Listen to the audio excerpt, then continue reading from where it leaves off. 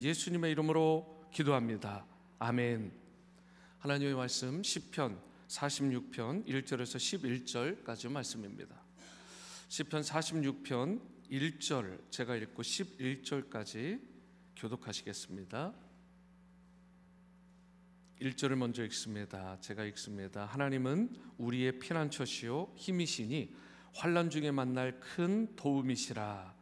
그러므로 땅이 변하든지 산이 흔들려 바다 가운데 빠지든지 바닷물이 솟아나고 뛰놀든지 그것이 넘침으로 산이 흔들릴지라도 우리는 두려워하지 아니하리로다. 한 시내가 있어 나뉘어 흘러 하나님의 성 곧 지존하신 이의 성소를 기쁘게 하도다. 하나님이 그 성 중에 계심에 성이 흔들리지 아니할 것이라. 새벽에 하나님이 도우시리로다. 문나라가 떠들며 왕국이 흔들렸더니 그가 소리를 내심에 땅이 녹았도다. 만군의 여호와께서 우리와 함께 하시니 야곱의 하나님은 우리의 피난처시로다. 와서 여호와의 행적을 볼지어다. 그가 땅을 황무지로 만드셨도다. 그가 땅끝까지 전쟁을 쉬게 하시며 활을 꺾고 창을 끊으며 수레를 불사르시는도다. 이르시기를 너희는 가만히 있어 내가 하나님 됨을 알지어다. 내가 문나라 중에서 높임을 받으리라. 내가 세계 중에서 높임을 받으리라 하시도다. 11절입니다. 만군의 여호와께서 우리와 함께 하시니 야곱의 하나님은 우리의 피난처시로다. 아멘. 고난이나 어려움 없이 살아가는 분들은 없습니다. 잠시 잠깐 피해가는 것 같지만 이것이 나에게 직접적으로 닥치든 자녀에게 닥치든 배우자에게 닥치든 내가 사랑하는 누군가에게 닥치든 나를 둘러싼 곳에 고난이나 어려움 없이 사는 사람은 단 한 사람도 없습니다. 그렇기 때문에 이 고난과 어려움이 나를 피해가지 못한다는 사실을 기억한다면 이것이 나를 피해가게 해주십시오 라는 기도도 어쩌면 연약한 우리가 드릴 수 있는 기도의 제목일 수도 있지만 더 중요한 기도는 시험과 환난쯤은 거뜬히 이기는, 너끈히 이기는 그러한 방법과 영역을 우리 가운데 갑절이나 달라고 기도하는 것이 더 적절한 기도입니다. 우리의 힘으로는 환난을 이겨낼 수가 없죠. 그래서 세상의 도움을 구하곤 해보더라도 세상은 우리에게 완전한 피난처가 될 수는 없습니다. 그래서 오늘 시편 기자는 1절을 보니까 하나님은 우리의 피난처시요 힘이시니 환난 중에 만날 큰 도움이시라고 말씀을 합니다. 하나님이 나를 도우시면, 시편 기자의 입장에서 하나님께서 자신을 도와주시면 자신은 환난의 산, 그 산을 거뜬히 넘을 수 있고 고난의 강을 자기가 가볍게 가로지를 수 있다라고 고백하는 것입니다. 우리 힘으로는 어렵죠. 하지만 하나님의 도우심을 구하면, 그리하여 주님의 그 도우심이 자신에게 임하기만 하면 그 환난쯤은 넉넉히 이길 수 있다라고 고백합니다. 그래서 이 시인은 하나님을 무엇이라고 고백해요? 피난처라고 고백을 합니다. 오늘 특별히 이 본문 말씀 가운데서 계속해서 강조되는 말은 하나님은 나의 피난처가 되신다라는 말씀이에요. 그러면서 이 시인이 피난처와 유사한 단어를 이야기를 하는데 그 단어는 피난처, 힘, 큰 도움이라는 단어입니다. 세 가지 단어가 굉장히 유사한 단어인데 왜 이렇게 세 번씩이나 다른 단어를 써서 반복을 했을까? 그것은 하나님이야말로 자신이 우리가 정말 믿고 의지하고 신뢰할 수 있는 분이다라는 사실을 이 시인이 강조한 것입니다. 어떠한 위기 상황이 닥쳐도 하나님께서 도와주시기만 하면, 그분께 피하기만 하면 이 시인은 자신이 안전하다고 그렇게 믿음의 고백을 하고 있습니다. 하나님은 완전한 그리고 완벽한 피난처가 됨을 여러분과 저도 믿고 이 시인처럼 삶의 모든 현장에서 고백할 수 있는 그런 믿음의 용사들로 서는 이 새벽 될 수 있게 되기를 주님의 이름으로 축원합니다. 2절과 3절을 보시면 그러므로 땅이 변하든지 산이 흔들려 바다 가운데에 빠지든지 바닷물이 솟아나고 뛰놀든지 그것이 넘침으로 산이 흔들릴지라도 우리는 두려워하지 아니하리로다. 이 시인을 보면 여기서 무시무시한 그 지진으로 인해서 땅이 막 지각 변동이 일어나는 거예요. 모든 것들이 뒤집어지고 또 바닷물이 솟아나고 또 뛰놀고 그것이 넘쳐나고, 그렇게 해도 이 놀라운 것은 시인이 이렇게 고백하는 것입니다. 나는 두려워하지 않겠습니다. 여러분, 평상시에 이런 고백을 하는 사람도 이런 일이 막상 닥치면 쉽지 않은데, 아예 이런 믿음의 고백조차 하지 않고 자기의 신앙이 유하디 유하면 이런 조금만 환난이 와도 불평하고 원망하고 쓰러지는 인생이 될 수밖에 없는 것입니다. 여러분, 이 땅을 살아가면서 우리 모두에게 필요한 것은 이 시인과 같은 고백입니다. 우리 가운데 지진이 오든 토네이도가 오든 그리고 허리케인이 오든 무엇이 오든 그 가운데에서 나에게 오는 두려울 만한 상황 가운데서도 결코 요동하거나 두려워하지 않겠다라는 이 시인의 선포가 여러분과 저의 삶 가운데서도 모든 상황 속에서 일어날 수 있게 되기를 바랍니다. 우리는 세상의 도움을 구하러 이리저리 뛰어다니지 말아야 합니다. 환난의 순간에 우리가 가장 먼저 기억하고 가장 먼저 의지하며 달려갈 곳은 바로 하나님의 품이신 줄 믿습니다.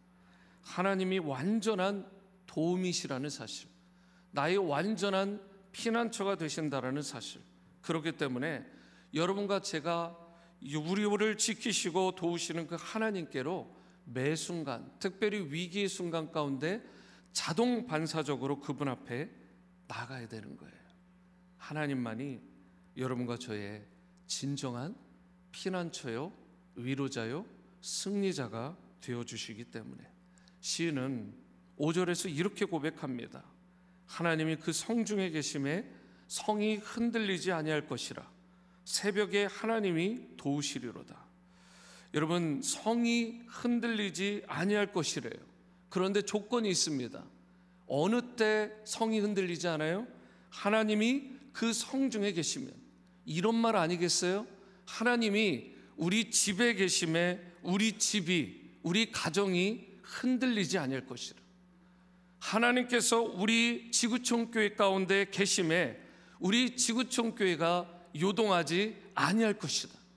하나님께서 내 개인의 삶 가운데 이 연약한 부셔지기 쉬운 인생 가운데에도 계시기만 하면 나의 인생이 결코 흔들리지 아니할 것이라.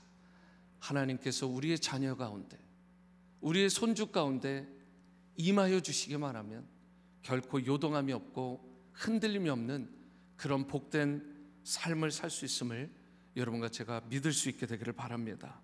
고난의 순간에 여러분과 저를 힘들게 하는 게 있어요. 그것이 무엇이냐면 하나님의 부재입니다.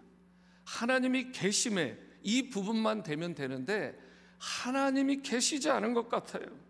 어려울 때 여러분 누군가와 함께만 있어도 그 어려움이 훨씬 덜어지잖아요. 그런데 이 시인은 하나님께서 이 성중에 계심에, 자기의 삶 가운데, 그 공동체 가운데 계심에, 그러면서 하시는 말이 뭐예요? 새벽에 하나님이 도우실 거라고 고백하고 있는 것입니다. 많은 사람들이 누가 이렇게 새벽 기도를 만들어가지고 우리를 괴롭히냐고 그렇게 얘기들 합니다. 여러분, 그런 말 들어보셨어요? 도대체 누가 이 새벽 기도를 만들어가지고. 그런데 여러분, 성경을 잘 보세요.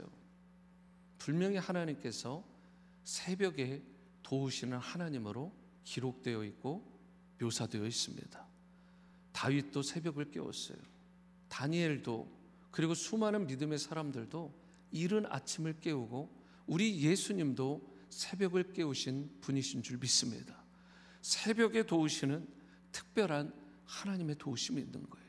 이것은 맛보지 않은 사람은 알 수 없는 힘과 능력과 도우심인 것입니다.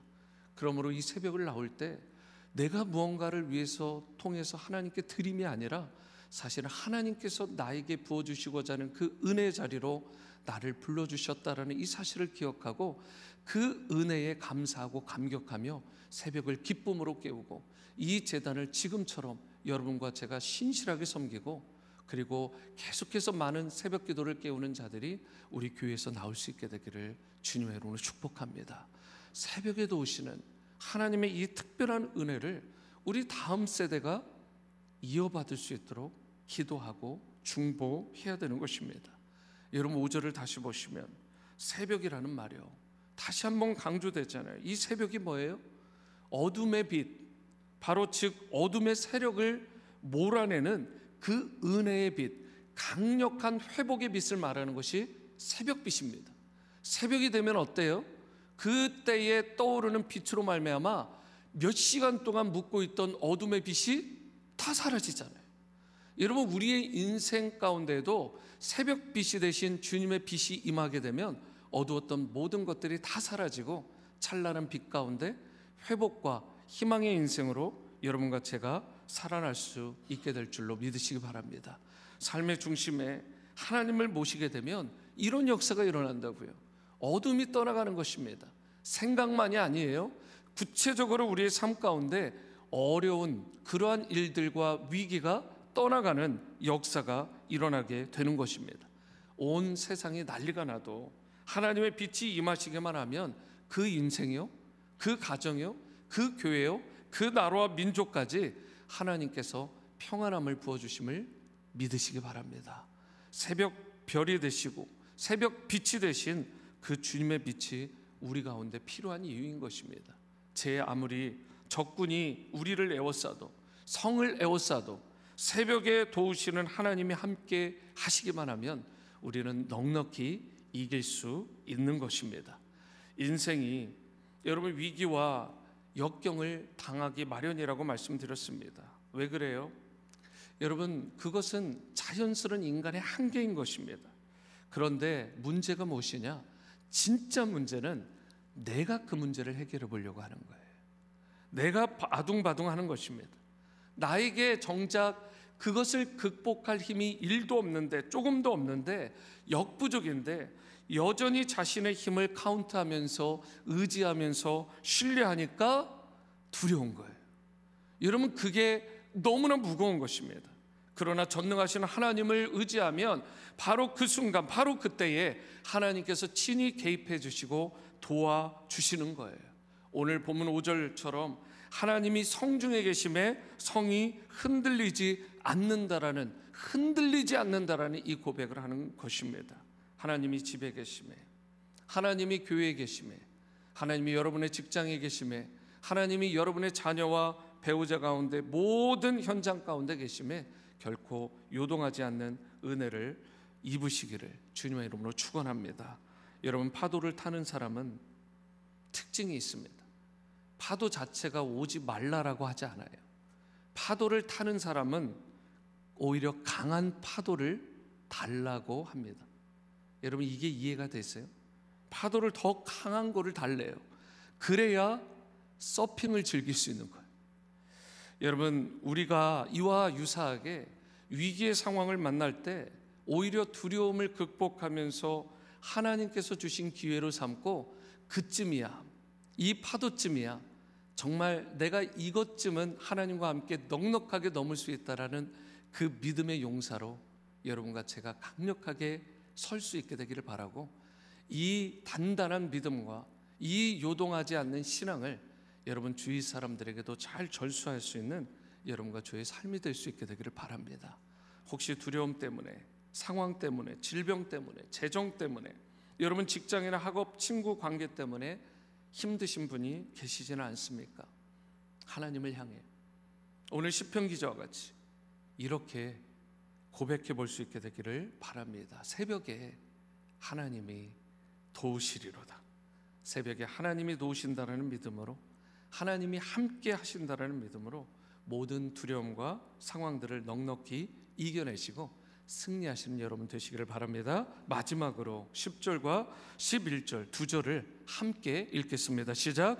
이르시기를 너희는 가만히 있어 내가 하나님 됨을 알지어다. 내가 문나라 중에서 높임을 받으리라. 내가 세계 중에서 높임을 받으리라 하시도다. 만군의 여호와께서 우리와 함께 하시니 야곱의 하나님은 우리의 피난처시로다. 10절에서 너희는 가만히 있어 이렇게 말씀을 합니다. 여러분, 이게 신앙입니다. 너희는 가만히 있어. 무언가를 해보려고 아둥바둥하고 막 여기저기 뛰어다니지 말고 좀 be still, 잠잠하게 너희는 가만히 있는 것을 훈련하라는 거예요. 때로 우리는 하나님 앞에서 가만히 있는 것이 필요한 것입니다. 생명의 삶 53페이지를 보시면 가만히 있어라는 말에 대해서 이렇게 설명을 해요. 가만히 있어라는 말은 멈추다, 긴장을 풀다라는 뜻이 있다라고 이야기를 합니다. 고난이나 박해가 찾아올 때 하나님을 향한 자기 목소리를 키우거나 하나님의 이 개입을 바라며 더 분주하게 움직이는 사람이 있는데, 그때 오히려 모든 것을 좀 잠시 멈추고 기다릴 줄 아는 그러한 신자가 되어야 된다는 것입니다. 왜냐하면 바로 그때에 하나님이 하나님 되어주시고 또 홀로 열방 중에서 그 하나님께서 높임을 받으시기 때문에 그렇습니다. 성도된 우리는 피난처가 되시는 여호와 하나님만을 굳게 의지하고 신뢰해야 됩니다.